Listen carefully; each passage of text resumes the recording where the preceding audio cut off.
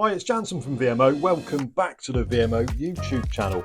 Okay, so you may recall I recently put together a video, Seat Box Essentials, and there was one question in there. Someone wanted to see inside my seat box exactly what I take with me, not just those essential items, but everything, and how I've got it organised.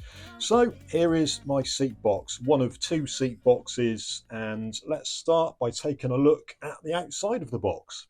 So this is the old style Shakespeare beta box, very popular design, quite small. You have to be, quite conscientious of how you pack these things to make the most of the space. Obviously got some very pretty stickers on there, VMO, what else would it be? And if we move to the top of the box, you'll see I've got bungee straps which hold in place, a chopping board, and an unhooking mat cum waist sling. So let's work our way to the back of the box. The old breakaway seat box conversion. These have been around for a long time. If I just spin the box around, you'll see this one has had quite some use. It's starting to give up the ghost in places. The screws have pulled away, but it is about 15 years old. That's absolutely fine in my book. If something like this lasts for that long, getting the abuse that it gets, well, as I say, fine by me. Time to replace it soon. But for now, it will do the job. So we've obviously got carrying straps on there. And the whole idea with these things, when you get to the mark, you adjust these thumb screws, lift up the back, and you can use it as a backrest. So let's spin the box back around again. There we go, breakaway conversion, chopping board, and waist sling.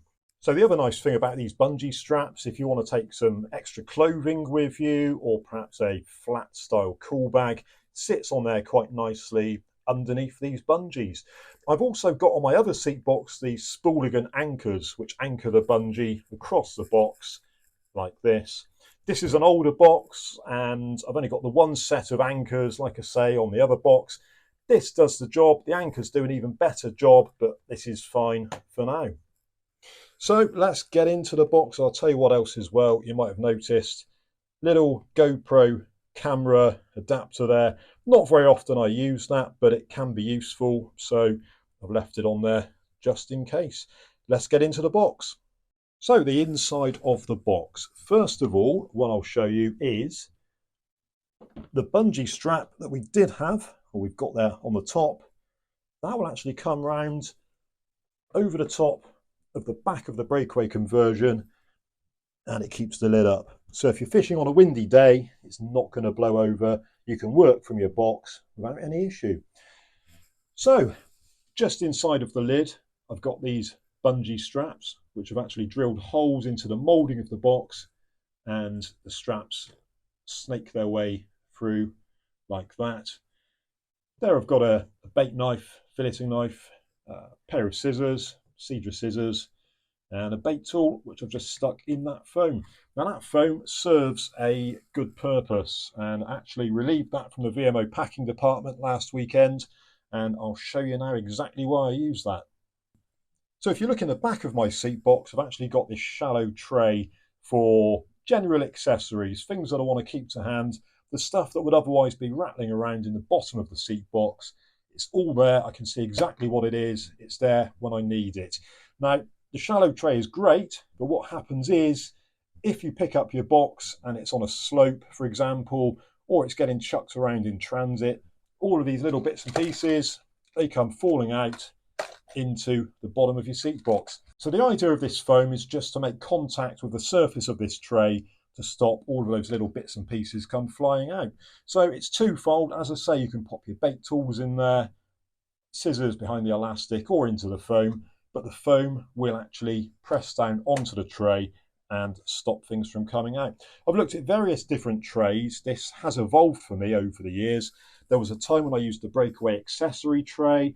At the time, it was great, but I felt as time moved on, we didn't perhaps need some of the parts on there. For example, the shock leader spool retainers on that tray, the holes that were made for, in particular, breakaway leads, really, They weren't really suitable for the leads I was using, so that came out and this shallow tray went in. So that is the tackle tray. Like I say, all the little bits and pieces, really easy to get hold of these trays. I think this was bought in a local sort of hardware store.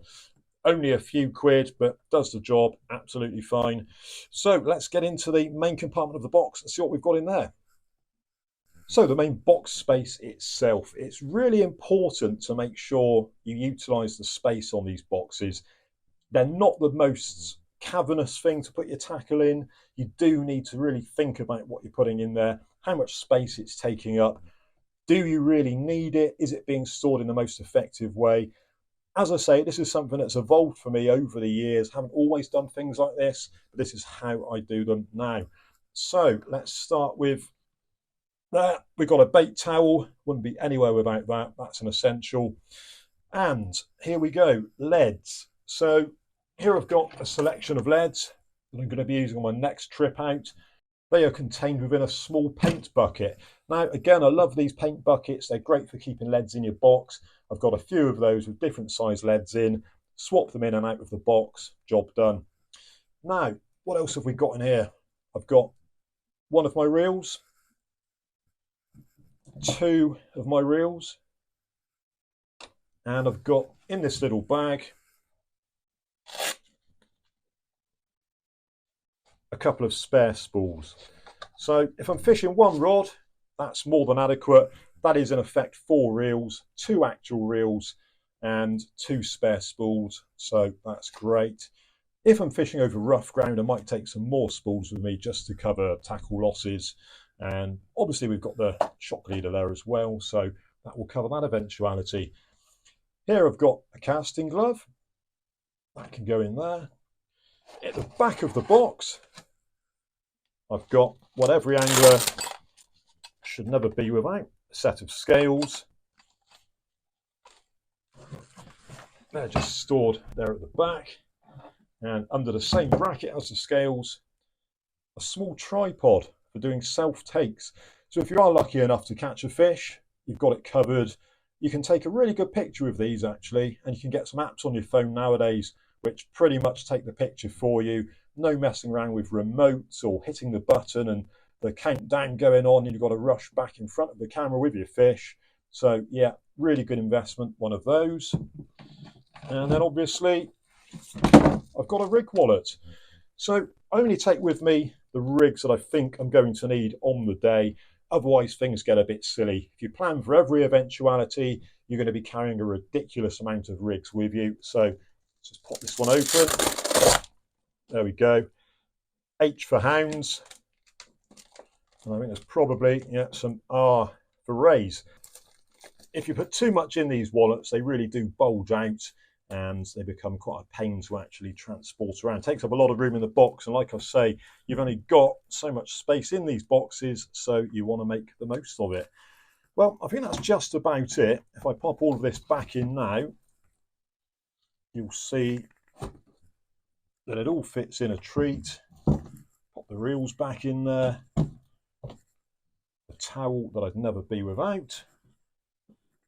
And there you have it. The thing is, it's not absolutely filled up. I do want to leave a bit of space for, say for example, I was taking a waterproof coat with me, that can go in there. I can get a bottle of water in there, a bit of food for the day, so on and so forth. So you don't want to absolutely jam it to the rafters, you want to keep the weight down. But this is how I go about storing exactly what I need for a day at the beach or on the rocks. Anyway, I hope you found this video useful and informative. If you did, please consider subscribing to the VMO channel, and I'll catch you on the next one.